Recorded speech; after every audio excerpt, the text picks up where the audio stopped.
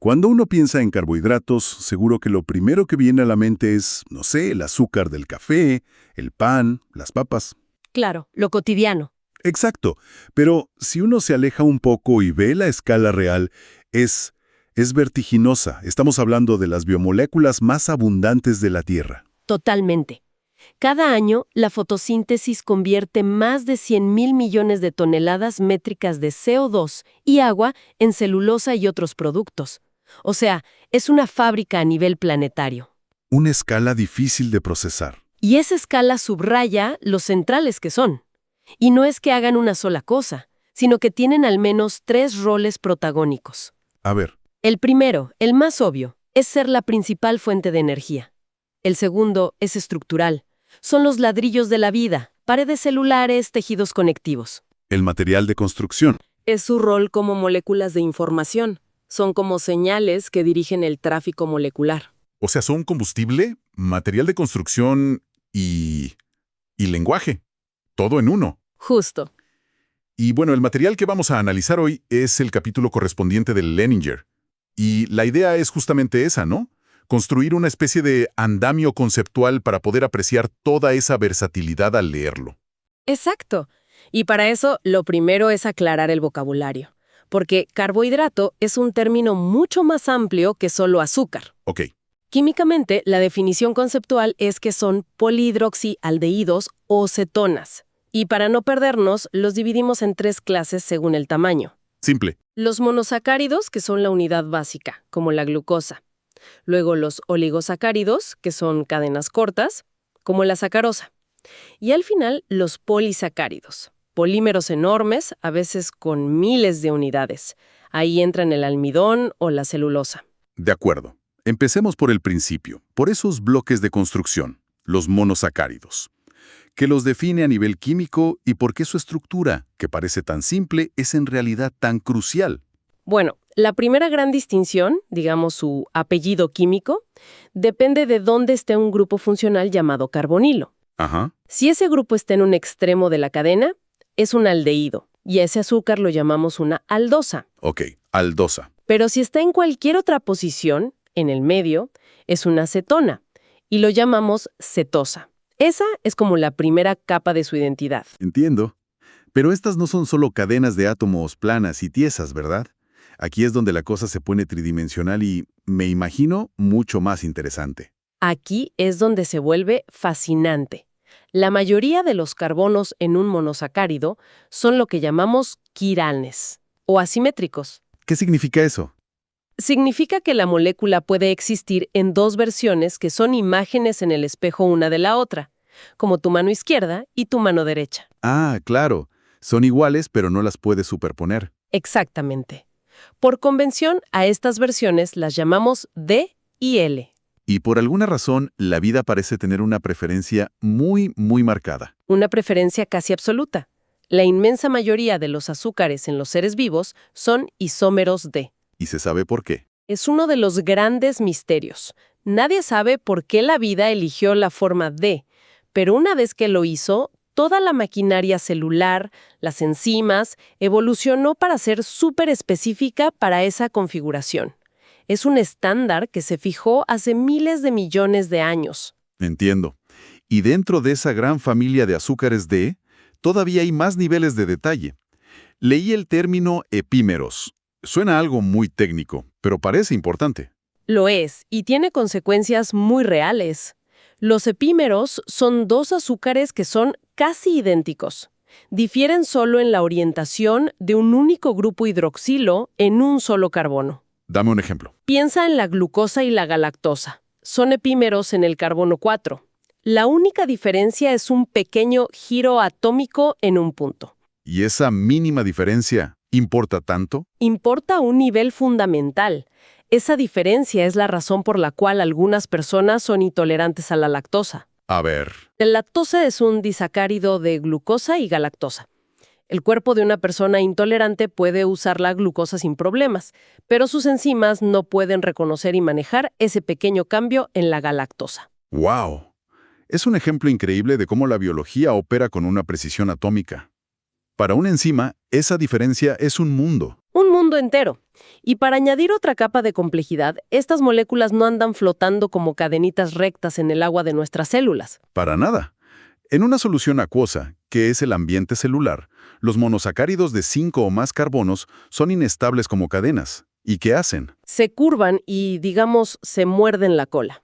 Un grupo hidroxilo de un extremo de la cadena reacciona con el carbonilo del otro extremo y forman un anillo. Ah, o sea que la molécula pasa de ser como un cordón a ser un brazalete. Y el broche que lo cierra es la parte clave. Es una analogía perfecta. Y ese broche, el carbono que antes era del carbonilo, se convierte en un nuevo centro quiral. Lo llamamos el carbono anomérico. Y esa es la pieza más importante del rompecabezas. La más importante para entender cómo se unen, porque este cierre puede ocurrir de dos maneras distintas, creando dos nuevos isómeros, los anómeros alfa, alfa y beta, beta. Y como vamos a ver, esa pequeña diferencia entre alfa y beta lo cambia todo. De acuerdo. Entonces tenemos estos brazaletes, los monosacáridos, con toda esta complejidad. ¿Cómo se unen para formar cadenas más grandes como los disacáridos? Se unen a través de un enlace O-glucosídico. Conceptualmente, es una reacción donde un grupo hidroxilo de un azúcar se engancha al carbono numérico, al broche, de otro. Ok. Al hacerlo, se libera una molécula de agua y los dos anillos quedan unidos covalentemente. Y esa unión tiene una consecuencia funcional muy importante que se menciona mucho. La idea de azúcares reductores y no reductores. ¿Qué significa eso en la práctica? Significa si el azúcar todavía tiene la capacidad de abrirse. Abrirse. Sí, un azúcar reductor es aquel que en una cadena todavía tiene un extremo con un carbono anomérico que está libre, que no está en un enlace. Ajá. Ese extremo, que llamamos extremo reductor, permite que ese último anillo se abra y vuelva a su forma de cadena. Y en esa forma, el aldehído puede reaccionar y oxidarse. La lactosa, por ejemplo, es un azúcar reductor. ¿Y los no reductores? Supongo que son los que tienen todos sus broches ocupados. Exactamente. En un azúcar no reductor, los carbonos anoméricos de todas las unidades están bloqueados en enlaces. El ejemplo clásico es la sacarosa, el azúcar de mesa. Claro. El carbono anomérico de la glucosa está unido al carbono anomérico de la fructosa. No hay un extremo libre.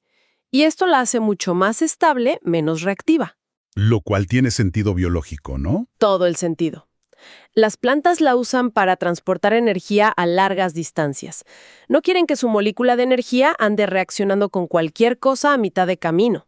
Entiendo. Entonces, si la sacarosa es como unir dos eslabones, ¿qué pasa cuando se unen miles? Ahí es donde llegamos a estas megaestructuras como el almidón y la celulosa. Precisamente. Entramos al mundo de los polisacáridos. Los más simples son los homopolisacáridos, que son polímeros de un solo tipo de monómero, casi siempre glucosa. Y aquí se dividen por su función, almacenamiento o estructura. Para almacenamiento, en las plantas tenemos el almidón, lo que comemos en las papas o el arroz. Correcto. El almidón en realidad son dos polímeros de glucosa.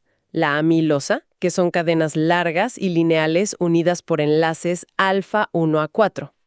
Ok, lineal.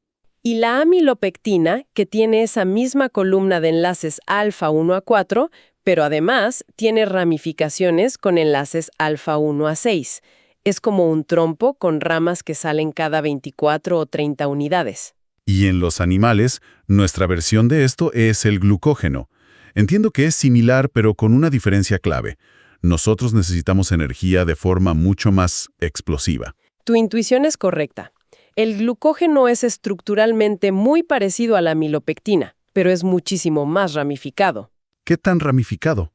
Tiene una rama cada 8 o 12 residuos.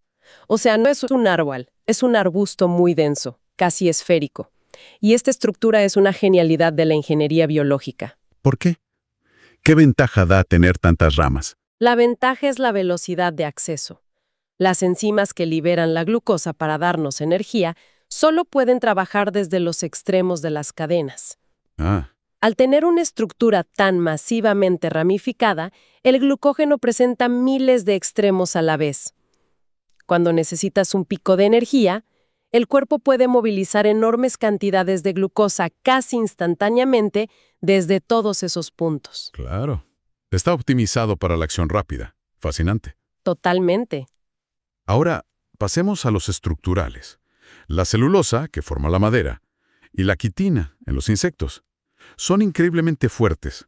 ¿Qué los hace tan distintos del almidón si también son polímeros de glucosa? Aquí llegamos al punto para mí más impactante de toda esta historia. A ver, La celulosa es un polímero lineal de D-glucosa, igual que la amilosa del almidón.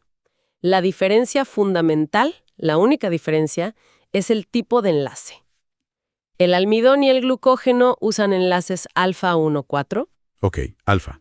La celulosa y la quitina usan enlaces beta 1,4. Momento.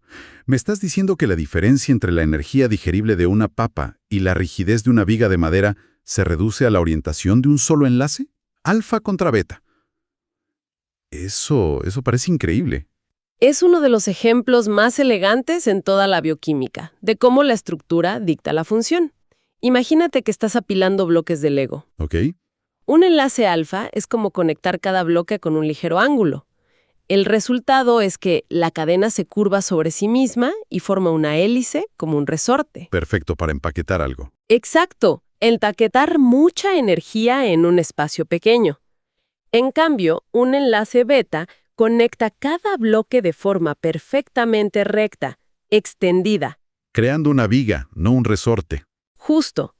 Con los enlaces beta obtienes cadenas de glucosa largas y rectas, y estas cadenas se pueden alinear en paralelo con otras.